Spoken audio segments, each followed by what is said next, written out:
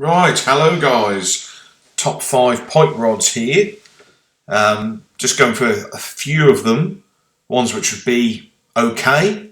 We're sort of reviewing the sort of middle top end sort of Rage, that's funny. It's Power Mesh is the first rod we're going to have a look at. Now this one's okay. It's been around for a lot of years. 12 foot. You can get it in £3.5, you can get it in £3, and it's got some nice Fuji rings and reel seats, full cork handle, be very light, and it's good for casting. These modern rods are very good for casting. That is one where you wouldn't be chucking your money away if you bought one of these, if you selected this rod. So that's quite a good one. Another rod, something a little bit different. Now this is a sea fishing rod. This is an estuary rod, modern rod. You can get them 11 and 12 foot, and this is a very good pike rod as well. It's any fish anywhere. It's mainly for estuary species and stuff, sea fishing and things like that. It cast and weight 30 gram to 90 gram. I think I've actually got this rod. It's the 12 foot version, 30 to 100 gram, and it's brilliant pike rod. It's really good for casting.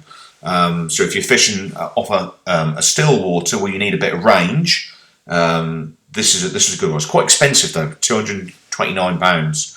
But if you've been looking at a lot of pike rods and you're not happy with the build quality is superb with these sea fishing rods. So that is one you definitely could consider. The next rod we're going to talk about is more of the custom built sort of rods. They don't actually do a pike rod. They do a lot of carp rods, which would be more than suitable for your pike fishing. And you just literally ring them up and you order one in. I used to own the Harrison Torix. I think it was the TE. I used to use it for salmon fishing when I was on holiday, when I was working in New Zealand. And the build quality, the blanks are superb. The casting, the weight of it, it's just absolutely superb. But a rod like this, custom built, you're looking at over 300 quid. But if you're really into sort of some getting to, so this is where you're looking for. You'd need a rod like that for your long range dead baiting. Okay, but if you're just sort of short range stuff, you probably don't really want to spend much more than £100 on a rod, to be quite honest. But you want the build quality to be, pretty good. So I'll just talk you through a few things as we go through this video as well. There's another brand here, Codex. You don't see them around that often. The smallest sort of company, but I noticed they're good value. I use a lot of their sort of tackle bits and pieces to build traces and stuff like that, and they do rods and reels as well. I haven't really looked in the reels that much, but the rods are pretty good. They do a barbel rod as well, they do drop shot rods, they do all sorts of bits and pieces. But if you're looking for that sort of average amount of money spent on a rod, these would be okay, and you'd be perfectly satisfied with a rod like this. I think this one in particular is the £3 12 foot carp one, and they do a £2.5 one as well. And this would be more than adequate to chuck out a dead bait. So yeah, that is one you can consider. So you just have to probably ring them up to find out where the nearest stockist is, or you can probably order it off them direct if that's what you want to do. Now the next rod we're going to talk about, they've been around for a while. It's Abu again, and when you buy an Abu rod, you're getting some people behind it who sort of, they do the proper testing. They're sort of, it's not going to break. Do you know what I'm saying? You'll pay a little bit more, and it's this one in particular is the Beast X Pike. What's it say here? It says high quality M40 carbon blanks. So the blanks are going to be pretty sort of modern, sophisticated, progressive through action blanks.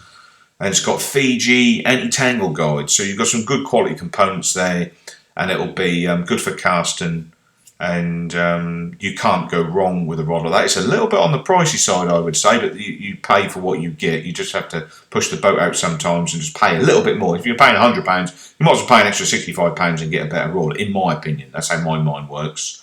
And then obviously you've got Drennan. I actually own this rod. And I used to have the original one, which was about 30 years old. I've still got it. They're lovely rods.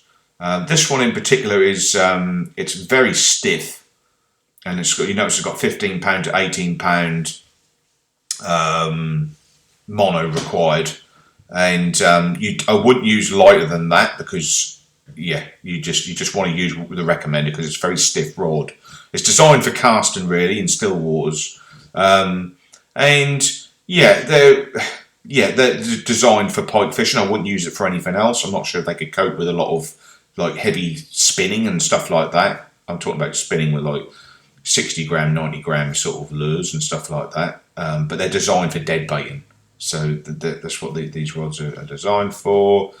And last but not least, I think this is actually number 6. This is based on 5. I bunged this one in because of the Harrison custom build. But Fox do a quite an expensive dead baiting rod, and it looks like they do a 2 pounds, 2 3/4 pound model, which would be quite nice to use, a bit softer. And then obviously they do a heavier 325. And I don't know much about them. I'm sure they'd be okay. They'd be no different to any of the other sort of brands, really. And that's pretty much it, really.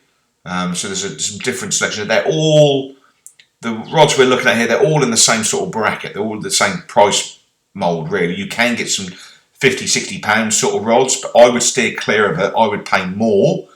Even the more expensive rods, sometimes they might not be, that great. Do you know what I'm saying? So I'll buy top end if you can.